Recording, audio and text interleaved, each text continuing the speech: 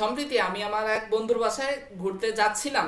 ঠিক সে সময় আমার বন্ধুর সাথে রিক্সাতে থাকা অবস্থায় আমি দেখি যে একটি কালো মুখোশ পরা লোক দৌড়চ্ছে, আর তার পিছনে দৌড়চ্ছে কতি কতিপয় লোক, এবং তারা সকলে চিল্লাচ্ছে, ওই যে চোর যাচ্ছে, চোর যাচ্ছে, ধরো। এটা দেখে তো আমরা অবাক হয়ে সেখানে তাকিয়েছিলাম, এবং পরিশেষে হাতে নাতে চোরটা ধরা পড়লো।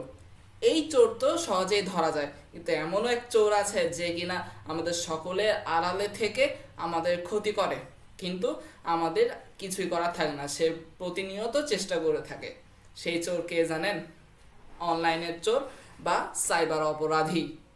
সম্মানিত শ্রোতাবৃন্দ, আজ আমি এতটাই গুরুত্বপূর্ণ বিষয় নিয়ে কথা বলছি যে বর্তমান বিশ্বে সব থেকে গুরুত্বপূর্ণ বিষয় তথ্য। এই তথ্যকে ব্যবহার করে তারা সকলে ক্ষতি সাধন করে তাদেরকে নিয়ে, অর্থাৎ সাইবার অপরাধ ও প্রতিরোধ। সর্বপ্রথমে বিষয়টাকে সোজা সাপটা ভাষায় যদি সংজ্ঞায়িত করে দিতে চাই, তাহলে বলবো যে সাইবার অপরাধ হলো এমন এক অপরাধ যেটা ইন্টারনেটে করা হয়, এবং এর মাধ্যমে সেই অপরাধীরা আত্মসাৎ করে বসে অন্যের তথ্য এবং অন্যের বিষয়। ইন্টারনেট হলো এমন একটি জিনিস যেটা জালের মতো সকলকে জড়িয়ে রয়েছে। এটা আমাকেও জড়িয়ে রয়েছে, আপনাকেও জড়িয়ে রয়েছে, হাজার হাজার টাকা আয়কারী প্রতিষ্ঠানগুলোকেও জড়িয়ে রয়েছে। এটা প্রত্যেকের সাথে কোনো না কোনোভাবে সম্পৃক্ত এই বিশ্বে। তাই এই বিশ্বে কিছু কিছু এমন মানুষ রয়েছে যারা এই জিনিসগুলোকে ব্যবহার করে আমাদের ক্ষতি সাধন করার চেষ্টা করে, তারাই সাইবার অপরাধী। ব্যক্তিগত তথ্য চুরি এর মধ্যে অন্যতম। আমার কোনো তথ্য যদি চুরি যায়, সেটা সাইবার অপরাধী করে, এবং সে করার পর কি করে, এটা আমাকে বলে যে আমি তোমার এই ছবি বিভিন্নভাবে প্রকাশ করে দিব, বিভিন্ন ক্ষয়ক্ষতির সম্মুখীন হবে তুমি, এবং তোমাকে টাকা পাঠাতে হবে। অর্থাৎ সোজা ভাষায় ব্ল্যাকমেইল করে।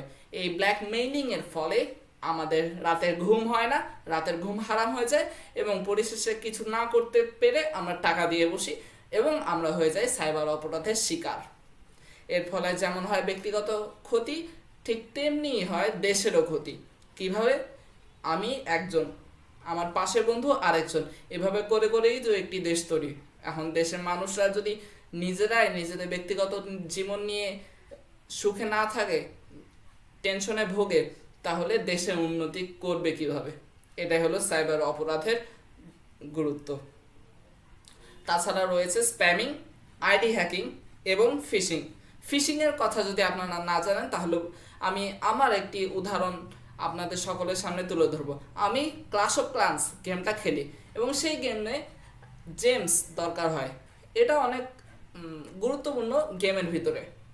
তো আমি একবার জেমস কেনার জন্য একটি উল্টোপাল্টা ওয়েবসাইটে গিয়েছিলাম। আমি জানি না কেন গিয়েছিলাম, কিন্তু আমার মনে হলো এখানে যাওয়া সমস্যা হবে না। তারা আমার গেমের আইডি চেয়েছিল, আমি দিয়ে দিয়েছিলাম, কিন্তু কিছুক্ষণ পরে দেখি আমার আইডি উধাও, অর্থাৎ আমি আর আমার আইডি অ্যাক্সেস করতে পারছি না। এতে আমি কি শিক্ষা পেলাম? যে নিজের তথ্য, নিজের জিনিস কখনো অন্যকে না দিতে, অনলাইনে বিশেষত।